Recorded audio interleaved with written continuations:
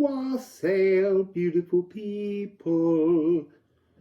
So, Sedna enters Gemini after being in Taurus for about 40 years. But Sedna's orbit, being very elliptical, takes 10,000 years. And I have to say, there's something about this current energy of moving to the first ingress into Gemini on the 15th of June at 09:52 GMT. That's the most horrendous, heavy, and exhausting energy. I had so much vitality, and then I sat in this frequency and started digging around for information, and I just got so overwhelmed. Energies of being depleted, being hungry, nothing being suitable. It's a really interesting energy. Haven't got all the information that I'd like to share, but I just thought I have to get past this energy. I have to move Sedna in terms of channeling into Gemini. She goes into Gemini and she goes back out again in November and then returns to Gemini in April next year for 40 years. And I feel like I need to embrace that, because at the moment, I just want to sit down and go to sleep in this energy. It's so dense. So I have the Liffruma deck, and I have the Alchemy of Astrology's current incarnation.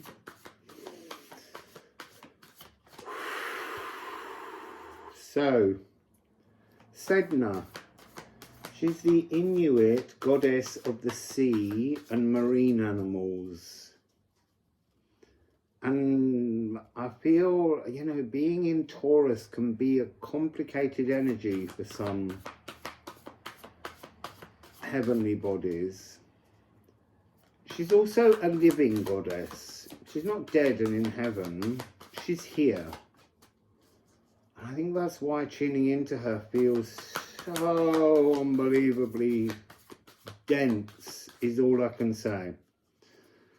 So Sedna, do your own readings.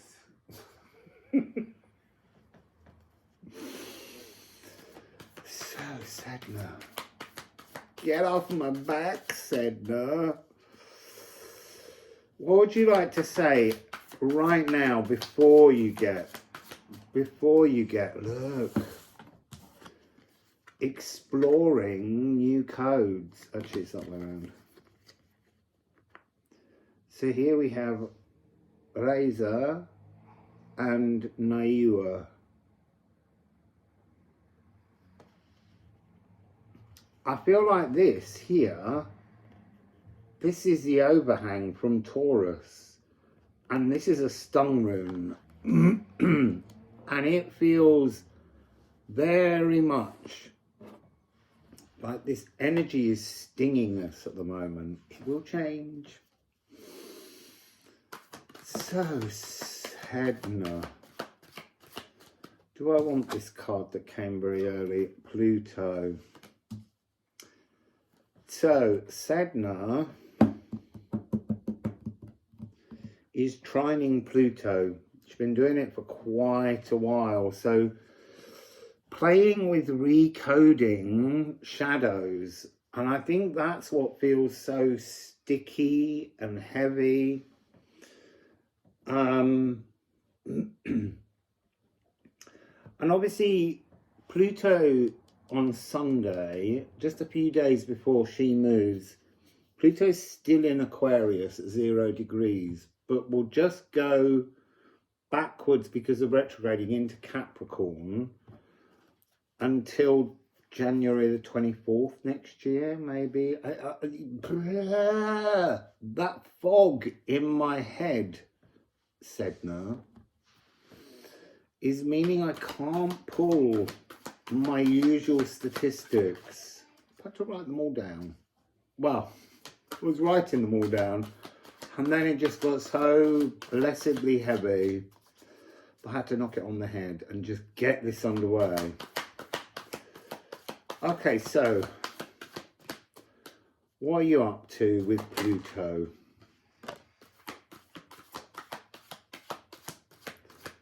What are you up to with Pluto?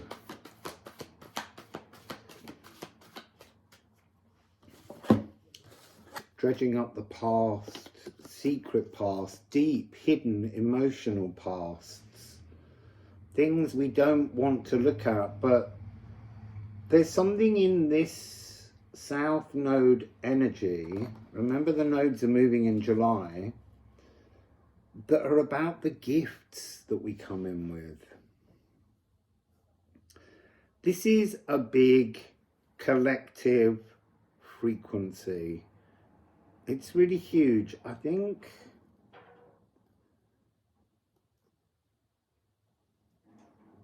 so. Sedna is basically the outer limits of our consciousness. And so how far we can move our consciousness is like Sedna's there to throw the box away. Whatever we believed is our consciousness, and that includes spirituality, is going to transform. This is a 13 frequency. We're getting so many 13s at the moment. And it's affecting the physical world.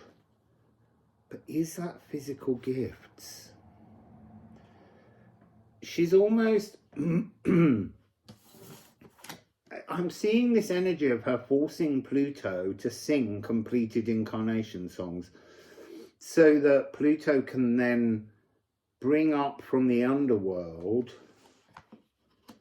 the energy of the gifts within the shadows. So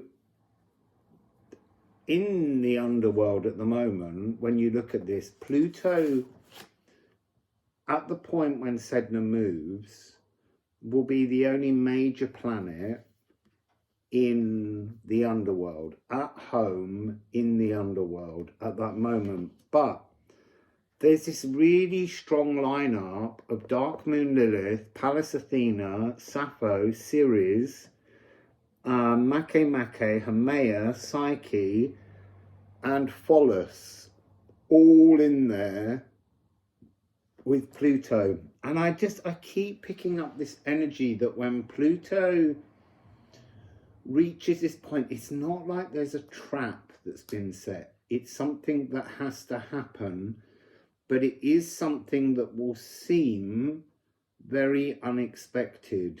There's a surprise element being hidden within this. Old knowledge. There's a lot of the energy of old knowledge hidden in this. All the other planets are in the light, and actually Sedna is almost at midheaven. So it's a very important collective humankind frequency transformation. So what else? What else? What else? What else? What else? What else? That was quite a violent tumble. In the Jane Austen form of violent. You see, now that's interesting. I want to show you them as they showed them to me.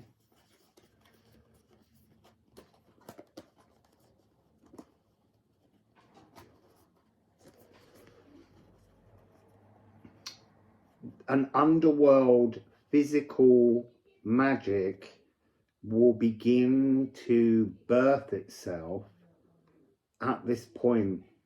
A really new form of energy.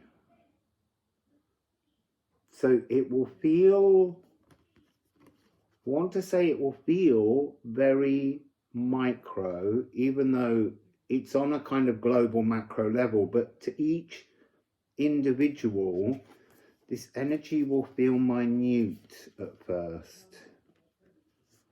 It's really just the birth of the unfurling of a new consciousness. It's like you will begin to understand something new.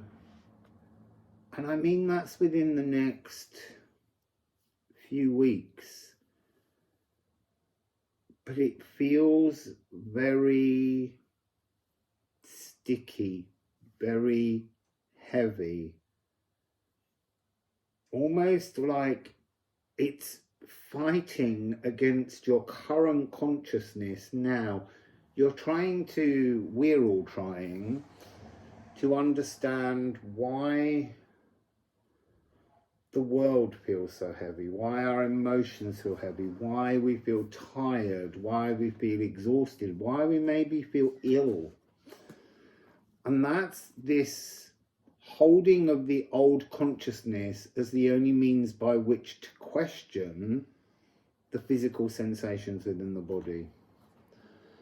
So this is the beginning of a new way of understanding health on a conscious level.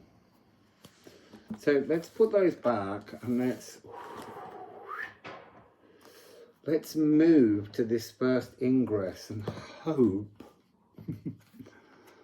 that the energy lifts.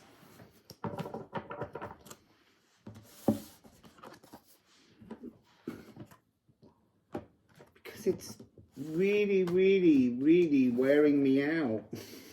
I've always got bundles of energy, but sitting in it, it feels so cramping. So hell, the returning light, and elks. There's a big significant energy around elks at the moment. It's turning up a lot when I'm playing with the deck.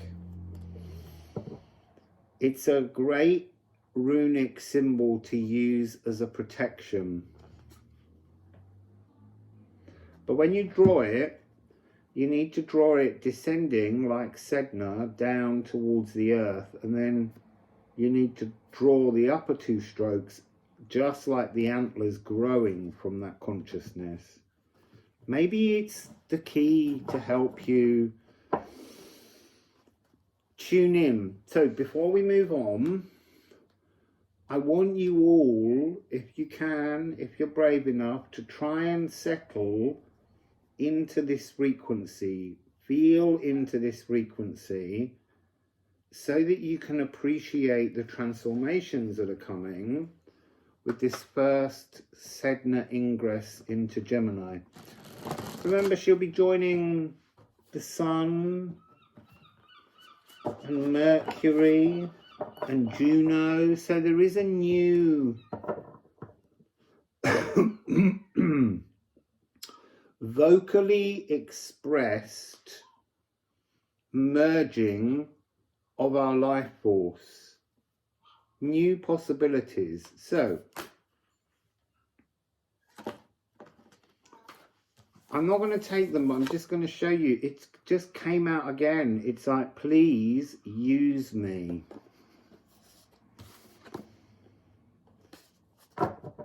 So Sedna.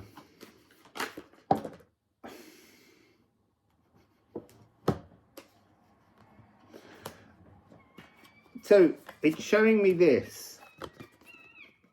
You will explore your gifts that are located in the shadows, that are the gifts that are hidden within the energies that you use to punish yourself. We all use. And she is coming so beautiful. She's coming to return a new lighter consciousness as our birthright. It's amazing, amazing energy. And I feel like there's something about it where it will erupt and then it will be taken away and then it will re-erupt, and that's when you nurture it and grow. There's very much an energy of nurturing around Sedna. So I'm going to rifle them. Hang on a minute. I'm wanting to keep this short because it really is just It's about identifying energies that are there, and then for each of us to explore our relationship to these energies, because we're all on different spiritual paths. Although it is a collective energy. Oh, so there's some kind of tension, headache forming on this side, like a cognitive dissonance.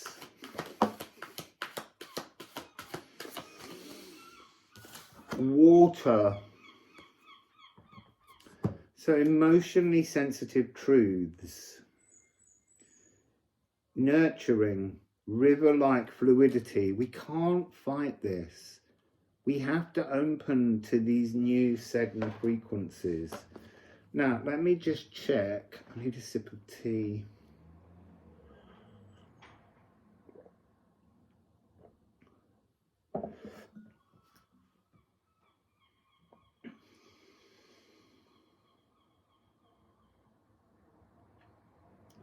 It is conjunct the moon at this point, and it's an applying energy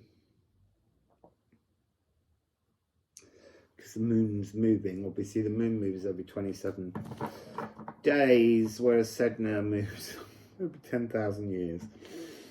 So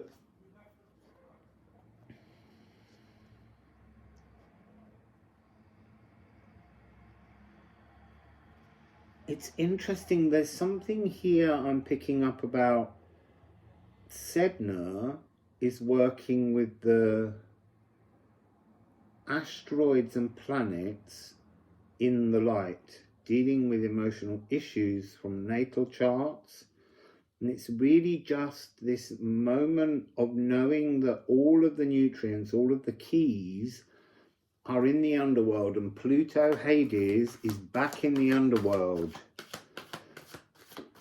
I get the feeling he's willing, but he doesn't know yet their plan. I tell you, the other one who's really got a lot to do with this is Vesta. Vesta and Ceres. Look, Ceres, she's been hiding from Pluto for ages. She's been up to stuff, and I think this is when it will be revealed. But it's this moment. It's almost like using the uber octave of the moon's emotions. It's gonna, on this moment, there's gonna be an expansive, wide popping that will take place within our consciousness if we tune into it. Otherwise, you'll just stay in the dense world. And the dense world is getting denser. That's the energy that I was feeling just now. So Sedna in Gemini. See that? I'm beginning to shake off the heavy energies. It's so much nicer. What would you like to say about your first ingress? She landed so delicately. She's here to pulverize. She's here to atomize pains. She's here to crush those frightening shadows that we all have to powder, so that when you take that rock, the false philosopher's stone that you've been carrying as part of your philosophy now, and you keep occasionally picking it up and banging yourself over the head with it, she's going to show you how. She's going to teach us all through consciousness to pulverize that rock so that it's a powder, and when you throw the powder in the air, you walk through and it no longer hurts. And that's coming underneath night, the inner troll, pulverizing the way in which we hurt ourselves. But there's something about this inner troll which is part of Sedna in Aries and Sedna in Taurus, and that's been like 80 odd years of energy. It's time to change it.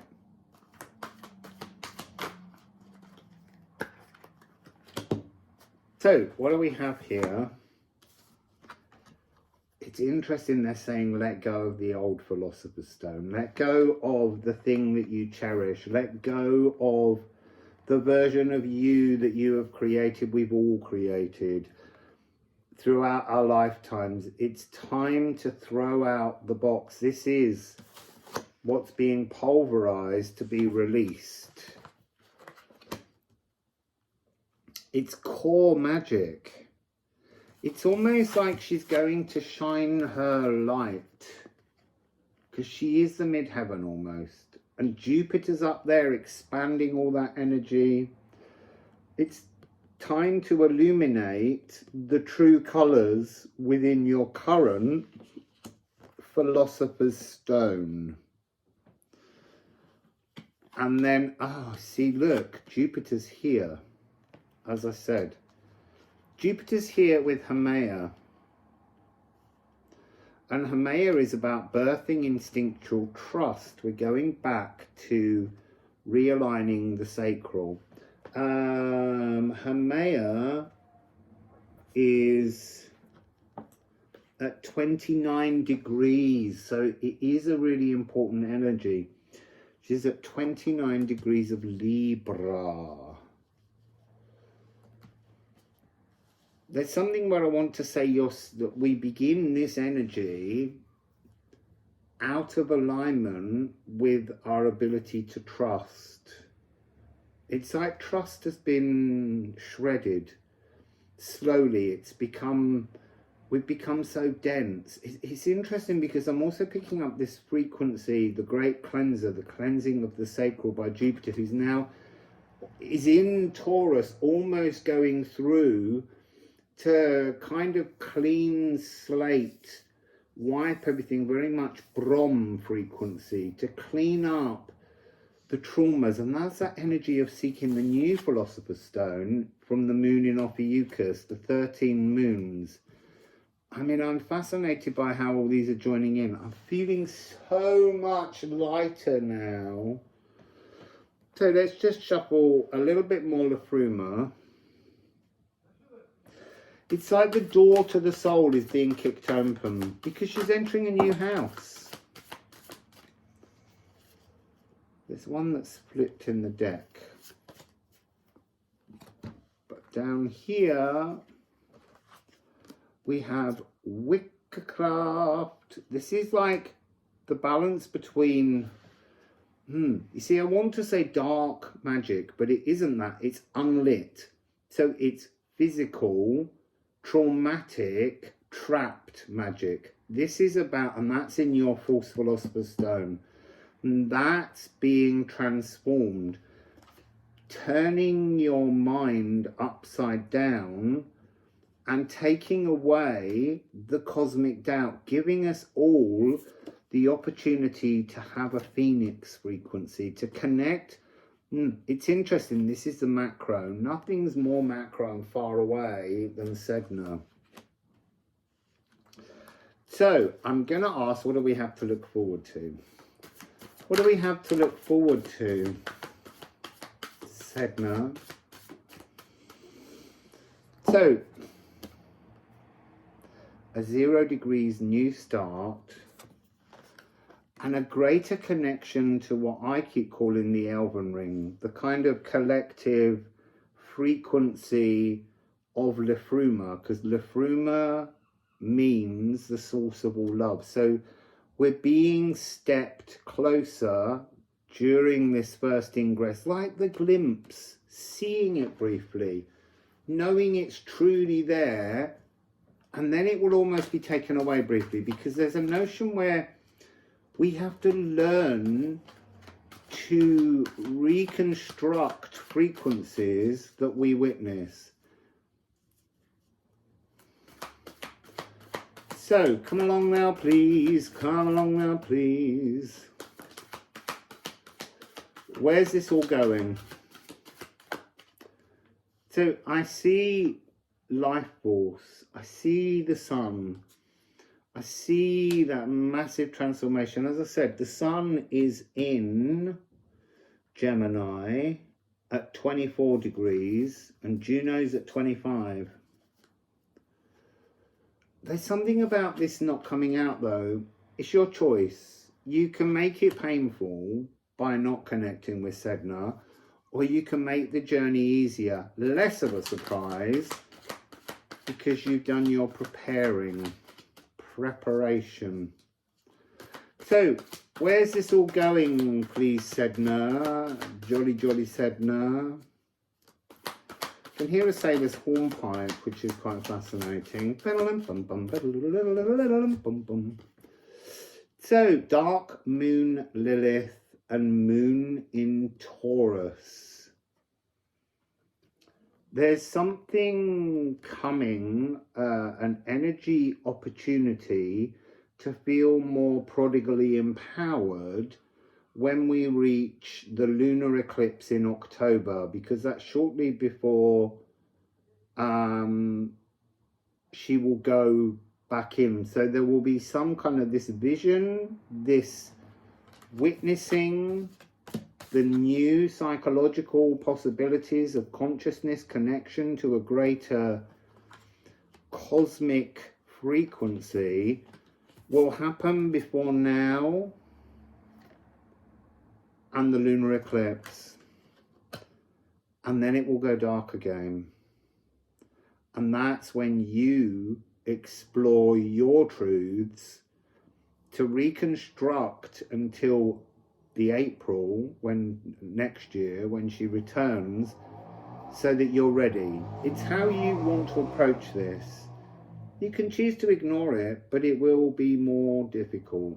Everyone is going to feel this gift being opened, and the more you fight against the flow of the cosmos, the harder the journey.